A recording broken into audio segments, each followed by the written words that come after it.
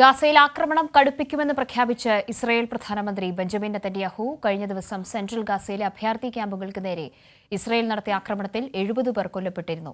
ഇതിനു പിന്നാലെയാണ് നെതന്യാഹുവിന്റെ പ്രഖ്യാപനം. ഇതുവരെ ഇസ്രായേൽ ആക്രമണത്തിൽ ഗാസയിൽ മാത്രം 20,674 പേരാണ് മരിച്ചത്. സ്വാതി സന്തോഷ് ഇന്റർനാഷണൽ ഡെസ്കിൽ നിന്നും കൂടുതൽ വിവരങ്ങളുമായി ചേരുന്നുണ്ട്. Swathi, good morning. Good morning Kavya. Christmas രാത്രിയിലും അല്ലെങ്കിൽ ക്രിസ്മസ് ദിനത്തിലും ഒരു നിലയ്ക്കുമുള്ള സമാധാനം ഗാസയിൽ ഉണ്ടായില്ല. മാത്രമല്ല, വെടിനിർത്തലിനു വേണ്ടി ഐക്യരാഷ്ട്ര സഭയടക്കം വലിയ തോതിലുള്ള ശ്രമങ്ങൾ നടത്തുന്ന ഒരു ഘട്ടത്തിലും ആക്രമണം കടുപ്പിക്കുമെന്ന നിലപാട് വീണ്ടും എടുക്കുകയാണ് ഇസ്രായേൽ. അതേ കാവ്യ, അങ്ങനെ തന്നെ പറയേണ്ടിയിരിക്കുന്നു. ഇപ്പോൾ ബെഞ്ചമിൻ നെതന്യാഹുവിന്റെ പ്രഖ്യാപനവുമായി ബന്ധപ്പെട്ട് ഇങ്ങനെയാണ് പറയാൻ സാധിക്കുക. ഇപ്പോൾ 85 ദിവസമാവുകയാണ് ഗാസയ്ക്ക് മേൽ ഇസ്രായേൽ ഇങ്ങനെ ഏകപക്ഷീയമായ ആക്രമണം നടത്തിക്കൊണ്ടിരിക്കുന്നു.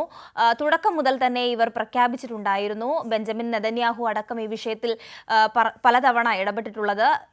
ഇത്തരത്തിൽ ഹമാസിനെ ഉന്മൂലനം ചെയ്യാതെ തങ്ങൾ ഈ കരയാക്രമണത്തിൽ നിന്നും പിന്നോട്ട് പോകില്ല എന്ന തരത്തിൽ പലതവണ ബെഞ്ചമിൻ നെതന്യാഹു പ്രഖ്യാപനം നടത്തിയിട്ടുള്ളതാണ്.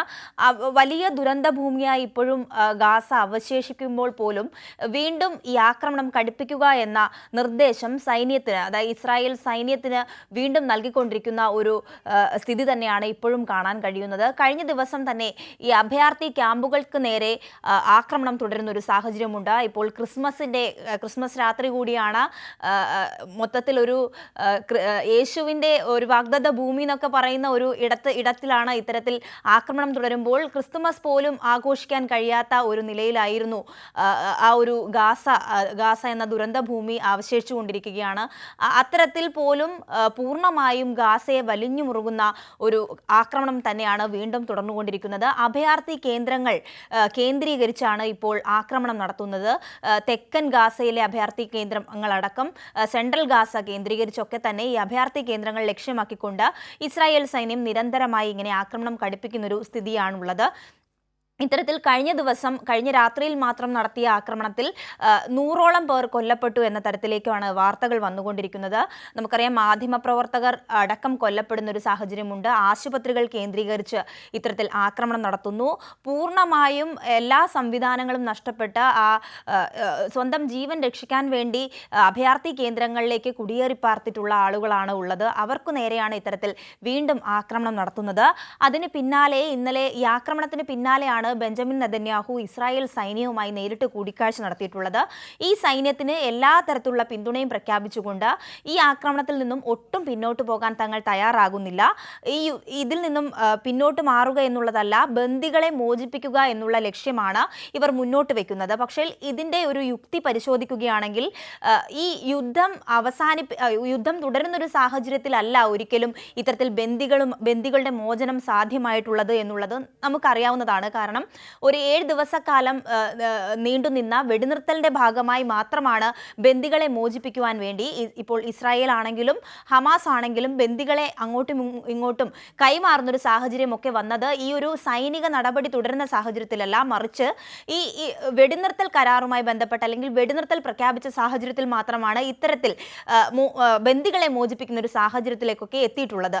അപ്പോഴാണ് വീണ്ടും ഇതിൽ നിന്നൊക്കെ വ്യത്യസ്തമായി ഒരിക്കലും നടക്കാൻ സാധ്യതയില്ലാത്ത ഒരു കാര്യം വീണ്ടും പറഞ്ഞുകൊണ്ട് ഇസ്രായേൽ പ്രധാനമന്ത്രി രംഗത്ത് വരുന്നത്. അതായത് ഇവർക്കുമേൽ അല്ലെങ്കിൽ ഹമാസിന് മേൽ സൈനികമായ സമ്മർദ്ദം ചെലുത്തിയാൽ മാത്രമേ ഇത്തരത്തിൽ ബന്ദികളെ മോചിപ്പിക്കാൻ സാധ്യമാകൂ എന്നാണ് ഇപ്പോൾ വീണ്ടും ഇസ്രായേൽ പ്രധാനമന്ത്രി പറഞ്ഞുകൊണ്ടിരിക്കുന്നത്. ഇത് കൂടുതൽ ഗുരുതരമായ പ്രശ്നത്തിലേക്കാണ് പോകുന്നത് എന്ന് തന്നെ കരുതേണ്ടതായിട്ടുണ്ട്. കാരണം ഇത്തരത്തിൽ വെടിനിർത്തൽ പ്രഖ്യാപനം ഉണ്ടായത് തന്നെ വലിയ തരത്തിൽ ലോകരാഷ്ട്രങ്ങളടക്കം ഈ വിഷയത്തിൽ ഇടപെട്ടുകൊണ്ട് ഇസ്രായേലിന് മേൽ പലതവണ സമ്മർദ്ദം ചെലുത്തിയതിൻ്റെ ഭാഗമായി മാത്രമാണ് വെടിനിർത്തൽ പ്രഖ്യാപിക്കേണ്ട ഒരു സാഹചര്യത്തിലേക്കൊക്കെ വന്നത്. അതിന് പിന്നാലെ വീണ്ടും ആക്രമണം തുടരുമെന്ന സാഹചര്യത്തിലേക്കൊക്കെ ഇസ്രായേൽ കടക്കുമ്പോൾ വലിയ തരത്തിലുള്ള സമ്മർദ്ദം ഇസ്രായേൽ ഇപ്പോൾ നേരിടുന്നുണ്ട് എന്ന് തന്നെ പറയേണ്ടിയിരിക്കുന്നു. നമുക്കറിയാം, ഐക്യരാഷ്ട്ര സംഘടന അടക്കം വലിയ വിമർശനങ്ങൾ ഇസ്രായേലിന് മേൽ ഉയർത്തിയിട്ടുള്ളതാണ്. എന്നുള്ളതാണ്. ഈ വിമർശനങ്ങളെ ഒന്നും തന്നെ ആ സമയത്ത് പോലും ബെഞ്ചമിൻ നെതന്യാഹു എന്ന് പറയുന്ന ഇസ്രായേലിന്റെ പ്രധാനമന്ത്രി അതിനെയൊന്നും വകവയ്ക്കാതെയാണ് സ്വന്തം താല്പര്യങ്ങൾ മാത്രം മുൻനിർത്തിക്കൊണ്ട് ഒരു ജനതയെ പൂർണ്ണമായും ആക്രമിക്കുക അല്ലെങ്കിൽ ഹമാസിനെ പൂർണ്ണമായും തകർക്കുക എന്ന ലക്ഷ്യം വെച്ചുകൊണ്ട് നിരന്തരമായി ഇത്തരത്തിൽ ആക്രമണങ്ങൾ നടത്തിക്കൊണ്ടേയിരിക്കുന്നു. അതിന് പിന്നാലെയാണ് വീണ്ടും ഇങ്ങനെ ഇസ്രായേൽ പ്രധാനമന്ത്രി ബെഞ്ചമിൻ നെതന്യാഹു സൈനികരുമായുള്ള കൂടിക്കാഴ്ചയിൽ ഇത്തരത്തിൽ സൈനികർക്കടക്കം നിർദ്ദേശം കൊടുത്തുകൊണ്ട് ഈ കരയാക്രമണത്തിൽ നിന്നും ഒട്ടും പിന്നോട്ട് പോവുകയല്ല, ഇത് അവസാനിപ്പിക്കാൻ ഞങ്ങൾ തയ്യാറാവുകയില്ല, ഇത് കൂടുതൽ കടുപ്പിക്കുക മാത്രമാണ് ചെയ്യുന്നത് എന്ന തരത്തിൽ വീണ്ടും പ്രഖ്യാപനം നടത്തിക്കൊണ്ടിരിക്കുന്നത് ഏറ്റവും ഗുരുതരമായ വിഷയമായി തന്നെ ഇതിനെ കാണേണ്ടതായിട്ടുണ്ട്. നമുക്കറിയാം ഒക്ടോബർ 7 തുടങ്ങിയ ആക്രമണമാണ്, 85 ദിവസമാണ് പിന്നിടുന്നത്. ഇതിനോടകം കൊല്ലപ്പെട്ടവരുടെ എണ്ണം 20,000-ത്തിലധികമാണ്. ഇത് ഗാസയിൽ മാത്രം കൊല്ലപ്പെട്ടവരുടെ കണക്കാണ് പുറത്തേക്ക് വരുന്നത്. ഇരു രാജ്യങ്ങളിലും കൊല്ലപ്പെട്ടവരുടെ കണക്ക് നോക്കുമ്പോൾ ഇതിനപ്പുറത്തേക്കാണ് മരണസംഖ്യ എന്ന് പറയുന്നത്. അപ്പോൾ ഇത്തരം മരണസംഖ്യ ഉയർന്നിട്ട് കുട്ടികളടക്കം മരണപ്പെടുന്ന ഒരു സാഹചര്യം, ചരിത്രത്തിൽ തന്നെ ഏറ്റവും അധികം കുഞ്ഞുങ്ങൾ മരണപ്പെട്ട ഒരു ആക്രമണമായി തന്നെ ഇതിനെ കണക്കാക്കേണ്ടിയിരിക്കുന്നു. എന്നിട്ട് പോലും ഇതിൽ നിന്നും പിന്മാറാൻ ഇസ്രായേൽ തയ്യാറാകുന്നില്ല എന്നുള്ളത് ഏറ്റവും സങ്കടകരമായ, ഏറ്റവും ആശങ്കയുണ്ടാക്കുന്ന കാര്യം തന്നെയാണ് എന്ന് തന്നെ പറയേണ്ടിയിരിക്കുന്നു. ഇതിന് പിന്നാലെ ഇപ്പോൾ ബെഞ്ചമിൻ നെതന്യാഹു ഇടയ്ക്കിടെ നടത്തുന്ന പ്രഖ്യാപനവും ഇതിനൊക്കെ തന്നെ ഈ സമാധാനം എത്രയും പെട്ടെന്ന് പുനഃസ്ഥാപിക്കേണ്ട ഒരു ഘട്ടത്തിൽ പോലും അതിന് തയ്യാറാകുന്നില്ല എന്നുള്ളത് ഏറ്റവും ആശങ്കാജനകമായി നോക്കിക്കാണേണ്ട കാര്യം തന്നെയാണ്. കാവ്യ,